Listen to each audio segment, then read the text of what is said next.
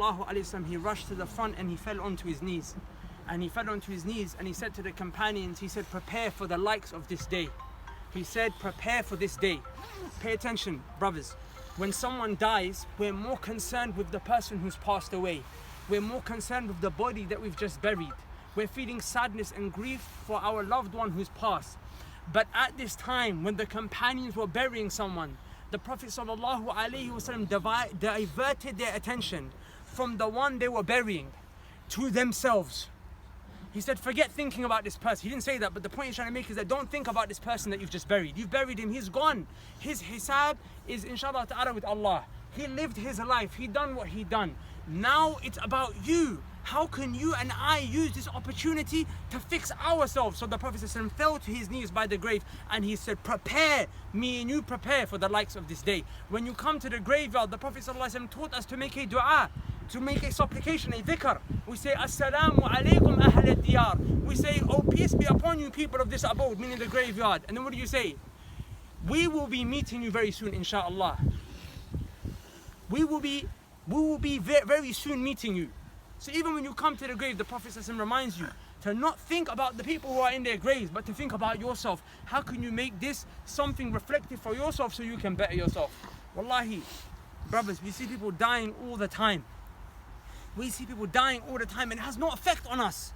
How hard has our heart become? Imam al-Muzani, rahimahullah, for over a decade, used to just wash bodies. Just dead bodies. People would die, he'd wash the body and bury them. He said, I done this, why? To make my heart soft. To make my heart cry, to make my heart remember death. We don't do these things. We don't come to the graveyards. We don't. And every now and again when we do, it doesn't affect us. Imam Hassan al-Basri, rahimahullah, he used to say, any time I was informed someone died, I would say, Inna lillahi wa inna ilayhi raji'un. I would say, to Allah we belong and to Him we return. And he said, then as a result, I would increase my actions. I would become better. So every time he heard death, he remembered, I'm also going to die. And that would make him better and improve himself as a human being. The Prophet ﷺ said, Al-kayyisu man dana nafsahu wa amila lima ba'da al-maut. That the smart person, the intelligent person, is the one who keeps reflecting over his own self, reflecting over his own sins. And then he does righteous actions that are going to benefit when he dies. And then the Prophet said, Al-ajis, that the stupid one, the stupid idiot person is the one who follows his desires. He follows his desires. وَتَمَنَّى مِنَ اللَّهِ الْأَمَانِ. And then he hopes Allah is going to be merciful to him. He hopes Allah is going to forgive him. Like people say, Allah, He's Ghafur Rahim. Allah is Ar-Rahman. So I don't need to pray. I don't need to fast. I don't need to give zakat. I don't need to do this. I can do whatever. Allah is Ar-Rahman. The Prophet says, this person is stupid. He's an idiotic individual. He did his whole life following his desires, sinning, and then he said, Allah is going to forgive me. The smart one, the Prophet said, is the one who looks at himself and he says to himself, how can I fix this situation? Brothers, wallahi, death is not a joke. The Prophet ﷺ, it was revealed upon him in the Quran, Allah said, فَأَصَابَتْكُمْ مُصِيبَةُ الْمَوْتِ. That the calamity came to them, the calamity of death. Allah said that death is a calamity, brothers. It's a calamity. Allah subhanahu, the way He described it, with the way He described it, وَجَاءَتْ سَكْرَةُ الْمَوْتِ بِالْحَقِّ. The pangs of death, the pains of death when they come, that is the thing that we're running away from. But we will only realize it when it happens to us. When Allah subhanahu wa ta'ala said, كُلُّ نَفْسٍ ذَائِقَةُ الْمَوْتِ. Every soul will taste death. Why do we live like we're not going to see this day? Why do we live like we're not going to see this day? Every day we get up, you go to sleep, you have your clothes ready to go to work the next morning. Every day you make plans for when you come back home. You tell your wife, what do you want to eat at home? You make plans like you're definitely going to reach the home, or you're definitely going to wake up in the morning. Wallahi, the morning is not promised.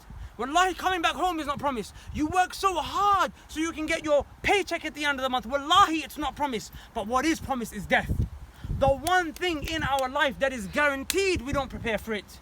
The one thing that is guaranteed, wallahi, you work so hard. A brother wants to get married, what does he do? He spends 6-7 months working, saving up so he can get married. Wallahi, it's not promised you tomorrow. Ibn Umar radiyallahu anhuma used to say, فَإِذَا أَمْسَيْتَ فَلَا تَنْتَظِرِ الصَّبَاحِ فَإِذَا أَصْبَحْتَ فَلَا تَنْتَظِرِ الْمَسَاءِ. If you reach the night, he said, don't expect to reach the morning. And if you reach the morning, don't expect to see the night. That's how the believer lives. That's how they live. they live with the certainty of death. This is haqiqah, this is something we, wallahi brothers, we will all see. And it makes sense that we prepare for this today. How many more people are going to be buried? Are we going to bury until it finally gets to us? And we will die upon heedlessness or we will die upon clarity. Imam Ibn Sammak rahimahullah used to say, when you come to the graveyards, don't let the calmness of the grave, the sukoon as we say, the sakina, don't let the sukoon of the graveyard deceive you. The way you come here, look, it seems peaceful. People have put flowers on the graves, like it's a garden. Like it's a place of peace. He said, don't be deceived, because underneath the grave, there are people screaming because they're being punished by Allah. So why people put flowers on the graves? Makes no sense. So when you come here, you're supposed to feel scared. You're supposed to cry. Uthman radiallahu anhu used to walk past the graveyard. He used to walk past the graveyard every day. And he would cry so much that his beard, and he had a big beard, would be drenched and covered in tears. And they said to him, Ya Uthman, you cry when the death and the qabr is mentioned, but you don't cry when we talk about the day of judgment or hell. He said, because the Prophet sallallahu alaihi wasallam said, whoever has reached his grave, who's dead, who's been buried, his day of judgment has started. So he said, that's why I cry. So brothers, we see this as an opportunity to remember ourselves. Wallahi, this earth right here, this wallahi will become you and me. We will become this earth again. We will become this earth again. They brought Ali ibn Abi Talib radiyallahu ta'ala anhu a cup, and the cup was water to drink. And he looked at the cup, and remember, they make cups out of what? They make it out of the earth, right? You get materials out of the earth, and then and that's how you do pottery and you make the cup. So Ali radiyallahu anhu was intelligent. He looked at this cup that he knew came from the earth. He said, which person's eye is in you? Which person's face is in you? Which person's eye have you been made from? Which person's fingers have you been made from? Which person's feet have you been made from? Because he understood that when you die, the body becomes part of the earth. And then years later, people are going to come. They're going to take the same earth, which once was your eye. It once was your feet. Once was your tongue that you used to speak so much things with that were bad. Or was your hand that you used to do so much good with. And then they'll build what? They'll build houses. Wallahi, when you go to a house, the bricks, whose face is that? Whose eyes is that? Whose brain is this pavement that you're walking on? It's all made from these dead people. So that's how you think, brothers. That's how you think. And you give up this dunya. You turn your back on it. You turn your back on it. When an ayah or a hadith of the Prophet is mentioned, you run to implement it. That's all this world is. This world is not supposed to be an enjoyment. This world is supposed to be a test. You and I are slaves. The Prophet said, إِنَّمَا الْمُؤْمِنْ كَالْجَمْرِ الْأُنِفِ حَيْثُمَا قِيدٍ قَادٍ. That the believer is like a camel held by the nose. Why did the Prophet say held by the nose? Usually you hold camels by neck. The neck is strong, it's a strong muscle. The camel can resist. He can pull back. But if you hold the camel by the nose, he can't resist.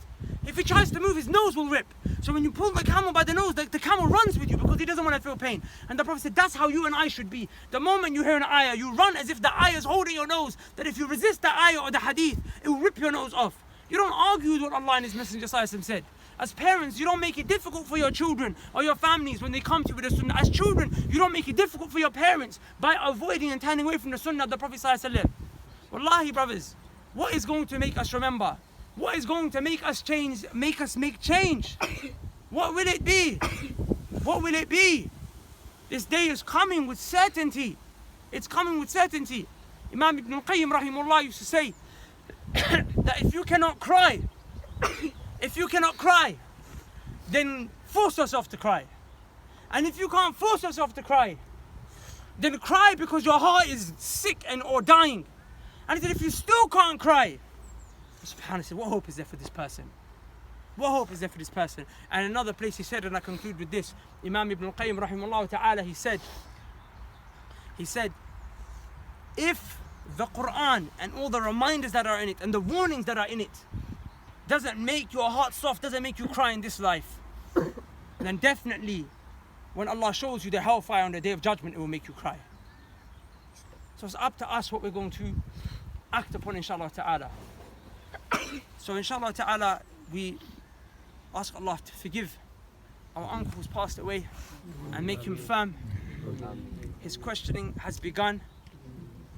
Ours is next. And we ask Allah subhanahu wa ta'ala to unite us with him in Jannah, with the Prophet sallallahu alayhi wa sallam. Give charity in his name, go Umrah in his name, go Hajj in his name if you've already done it. Pay someone to do it, this will benefit him a lot. And make so much dua for him. Make so much dua for him. سبحانك اللهم وبحمدك أشهد أن لا إله إلا أنت أستغفرك وأتوب إليك.